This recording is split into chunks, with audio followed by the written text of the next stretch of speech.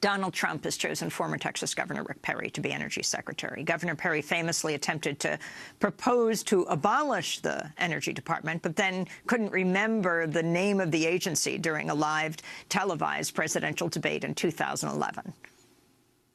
It's 3 agencies of government when I get there that are gone: commerce, education, and the what's the third one there? Let's see. But you can't name the third one? The third agency of government, yeah. I would do away with the education, commerce, and let's see. I can't.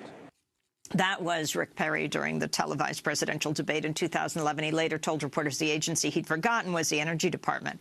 Well, Governor Perry has deep ties to the fossil fuel industry, including serving on the corporate boards of both Energy Transfer Partners and Sunoco Logistics, 2 companies behind the Dakota Access Pipeline. Both companies are owned by Texas billionaire Kelsey Warren. Perry joined the board of Energy Transfer Partners in February 2015, 2 weeks after he left office. That year, he received $365,000 from Warren's companies. In 2015, Kelsey Warren also served as Rick Perry's campaign finance chair during Perry's presidential bid and donated $6 million to pro-Perry super PACs. For more, we're going to Austin, Texas. We're joined by 2 guests. Forrest Wilder is editor-in-chief of the Texas Observer, and Kia Collier is the energy and environment reporter for the Texas Tribune. Her recent article is headlined, "Rick Perry's Energy Legacy is More Complicated Than You Think." We welcome you both to Democracy Now! Let's start with Forrest Wilder. Your assessment of Rick Perry, the former governor of Texas, to be the head of, wait, what was the name of the department? The Energy Department. Well, that's what he couldn't remember when he said he wanted to abolish it in 2011. Your thoughts on this pick, Forrest? Well, I think a lot of us were astonished. There's been a lot of remarkable political news in the Trump transition. But picking the guy who forgot the department that he wanted to abolish is pretty incredible. I assume that Perry doesn't now want to abolish the Energy Department that he's now probably going to head. I'm sort of scratching my head, I think, a little bit about what Trump sees in Rick Perry.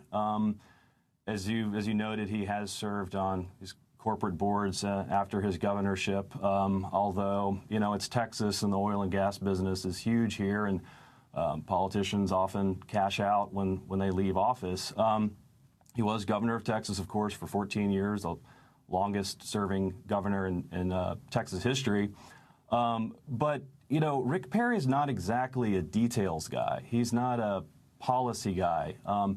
Though he was in office for a really long time, actually his record of accomplishment in terms of really big initiatives that he was responsible for, that you can certainly say that Rick Perry's imprimatur was on this program or this policy, is actually really quite short. In fact, you know, I was thinking back about what were his major proposals, and most of what I thought of were basically kind of pretty big failures.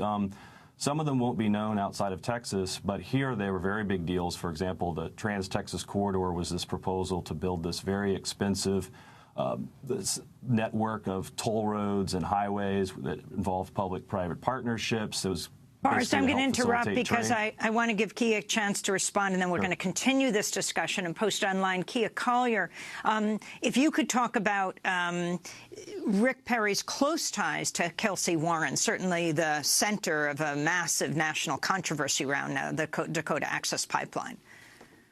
Right.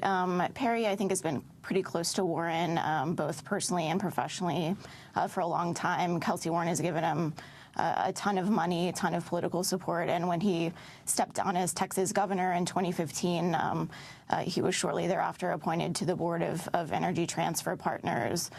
So, you know, we explored those kind of conflicts of interest, I guess, in our piece, and experts told us, you know, he's probably going to have to step down from his board position on Energy Transfer Partners if he, you know, is confirmed to head the Energy Department.